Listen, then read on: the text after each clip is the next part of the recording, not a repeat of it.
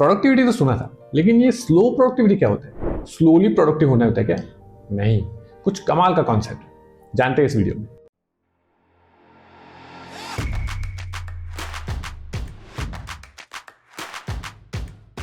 नाम से इतना वो समझ में आया होगा कि स्लो करना है, लेकिन क्या स्लो करना है वो समझ में नहीं आया। तो इसका आंसर ये है कि अपने आप को स्लो करना है और अपने काम को स्लो करना है। अब इसमें क्वेश्चन एक और होगा कि ये प्रोडक्टिव कैसे हुआ? ये तो अनप्रोडक्टिव हुआ ना। अनप्रोडक्टिव नहीं है, प्रोडक्टिव ही है। थोड़ा और डीप में समझते हैं इसको। सबसे पहला थॉट जो आता है ये सुन के वो है, ये तो लेजीनेस हुआ ना। स्लो प्रोडक्टिव में तो ये तो फैंसी टर्म दे दिया, बट है तो एक्चुअल में लेजीनेस। आप अपने आप को स्लो कर रहे हो, अपने काम को स्लो कर रहे हो। तो लेजी लोग यही करते हैं ना, वो शांति से करते हैं। एक चीज उसको दी तो उसको पता है कि इतने टाइम में होगा, बट वो भी इतना टाइम लेगा। ऐसे ही कि इसको शांति से ही करते हैं, फटाफट फिनिश नहीं करना है, शांति से करना है। वो उसका रीजन हो सकता है कुछ भी। उसने शायद ऐसा सोचा हो कि अगर अभी खत्म कर लूं तो फिर कुछ और आ जाएगा, तो इससे अच्छा इसको पकड़ के थोड़ा थोड़ा करके शाम तक खींच लेता हूं। तो लेजी पर्सन ऐसे सोचता है, बट इसमें हमको इंटेंट देखना है। हमको ये देखना है कि कोई पर्सन क्यों कर रहा है ये। एक लेजी पर्सन काम को टाल रहा है, इसलिए वो इस तरह कर रहा है। इसलिए वो एक छोटी चीज को लंबी खींच रहा है।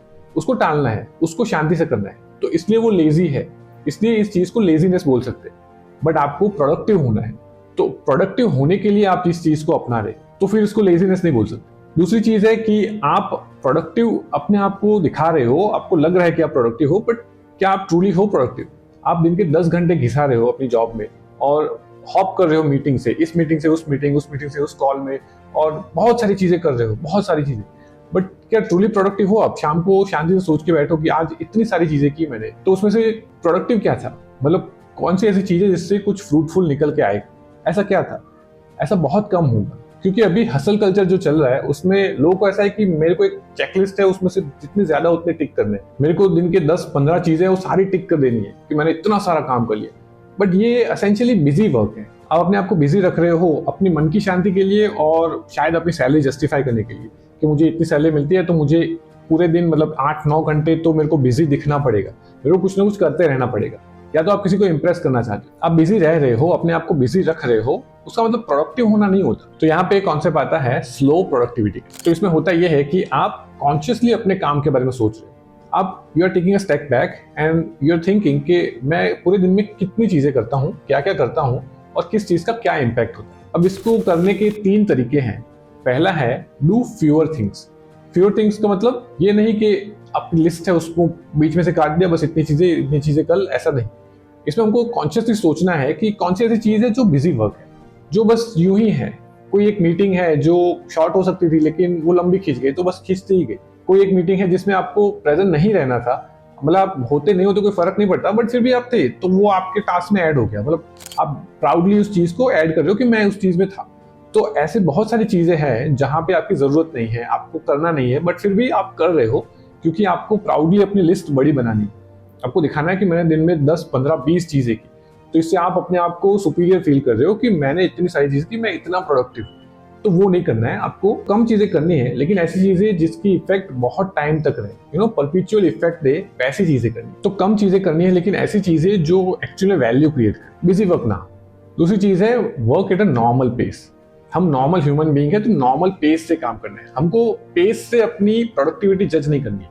ऐसा नहीं है कि कोई काम आधे घंटे में करना होता है, लेकिन उसको मैंने 5 मिनट या 10 मिनट में कर लिया, तो फटाफट कर लिया एकदम, तो वो मैं प्रोडक्टिव हो गया।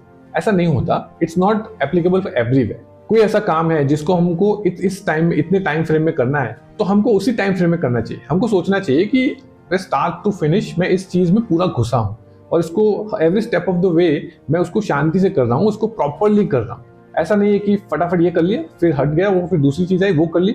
मतलब मैं अपने टास्क शीट में ऐड करते रहता हूँ कि मैंने इतनी सारी चीजें कर ली। तो इससे आप सोच के देखो कि कितनी चीजों में आप अच्छे से उसको टाइम दिया, अच्छे से किया होगा, कितनी चीज ऐसी होगी। बहुत सारी चीजें हम बस ऐसे ही ऐड करते रहते हैं कि मैंने बहुत सारी चीजें कर ली बहुत कम टाइम। तो ये एक गलत प्रेसिडेंट भी सेट करता है दूसरों के लिए। दूसरे लोग कॉन्शियस फील करते हैं कि ये बंदा इतना प्रोडक्टिव है कि इतनी सारी चीजें इसने कर ली और हम नहीं कर पा रहे। ये काम उसने 5 मिनट में कर लिया और हमको 10, 15, 20, 25 मिनट लग रहे। तो बाकी सब भी कॉन्शियस हो रहे हैं इस चीज, और आप अपने लिस्ट में ऐड कर रहे हो, बट आप ट्रूली प्रोडक्टिव नहीं बन रहे हो उससे। तीसरी चीज है क्वालिटी ओवर क्वांटिटी। जो भी काम कर रहे हो, क्या ये क्वालिटी वर्क है? क्या ऐसा है कि जिससे वैल्यू ड्राइव होगी? क्या ऐसा है जिसको मेरे को परपेचुअल वैल्यू मेरे को मिलती रहेगी, रोज लोग यूज करेंगे और जो आज किया उससे बहुत टाइम तक उसकी इफेक्ट आएगी, मेरा रोज का बहुत बड़ा हेडेक चला जाएगा, ऐसी कोई चीज। फॉर एग्जाम्पल कोई एक टास्क में अंदर ऐसा है कि सब लोग जो भी काम कर रहे हैं वो लोग सब अपना अपना गा रहे हैं, वो सब अपना अलग डायरेक्शन में, और किसी को कुछ समझ में नहीं आ रहा कि क्या करना है। इसमें अब मीटिंग आपको करनी हो ना तो रोज ही कर सकते हो आप, रोज ही ऐसा होगा कि रोज सबको लेके आओ, सबको समझाओ, ये करो, तो ये बिजी वर्क हुआ ना। बट अगर क्वालिटी वर्क करें हम तो एक कोई सिस्टम बना दे जिससे फर्स्ट पर्सन काम कर रहा है, उसने कुछ दिया, फिर उसने वहां से डन किया तो दूसरे को नोटिफिकेशन गई, फिर वो देख रहा है उसने कुछ किया, फिर उसने डन किया, तीसरे को नोटिफिकेशन गई। तो इस तरह का कोई सिस्टम बना जिससे सबका टाइम कम हो रहा है, सबको समझ में आ रहा है कि क्या चल रहा है और एक प्रोडक्टिव वर्क हो रहा है। तो ये चीज आपने बनाई ना, आज जो क्वालिटी वर्क काम किया वो कल भी यूजफुल होगा, कल भी वही सिस्टम फॉलो करेंगे लोग, परसों भी यूज होगा, तो वो परपेचुअल आपको वैल्यू देता रहेगा, वो यूजफुल रहता रहेगा। और ये जो आपने चीज की उससे आपका भी बहुत सारा हेडेक कम हो गया, आपका जो बिजी वर्क था वो कम हो गया। तो उस टाइम अगर सिर्फ क्वांटिटी पे ध्यान दिया होता तो फटाफट इस चीज को खत्म कर दिया होता मीटिंग करके कि हाँ तेरे को ये करना है, तेरे को ये करना है, ऐसे ये करना है, तो हो गया खत्म। फिर वही चीज आपको बार बार करनी। बट अगर क्वालिटी पे ध्यान दिया, एक्चुअल में रूट कॉज पकड़ के उसको एक क्वालिटी वर्क किया, तो वो बहुत टाइम तक वैल्यू देगा। तो आसान शब्दों में ये जो हसल कल्चर हमने क्रिएट किया है, इट इज हर्टिंग एवरीवन, आपको भी, कंपनी को भी, दूसरों को। तो ये हसल कल्चर नहीं करना है, ये नहीं करना है कि मैंने एक दिन में इतनी सारी चीजें कर ली, अगर मैं इतनी चीजें कर रहा हूं तो ही मैं प्रोडक्टिव हूं, तो ही मैं अच्छा एम्प्लॉय हूं। ऐसा नहीं होता। You need to take a step back, सोचना है कि कौन कौन सी चीजें वैल्यू ड्राइव करती है, शांति से काम करना है, नॉर्मल पेस पे, क्वालिटी ओवर क्वांटिटी रखेंगे। अगर ये करेंगे तो ही हम ट्रूली प्रोडक्टिव कहलाएंगे। आपको क्या लगता है, क्या स्लो प्रोडक्टिविटी एक्चुअल में यूजफुल है या हसल कल्चर ही बेटर है?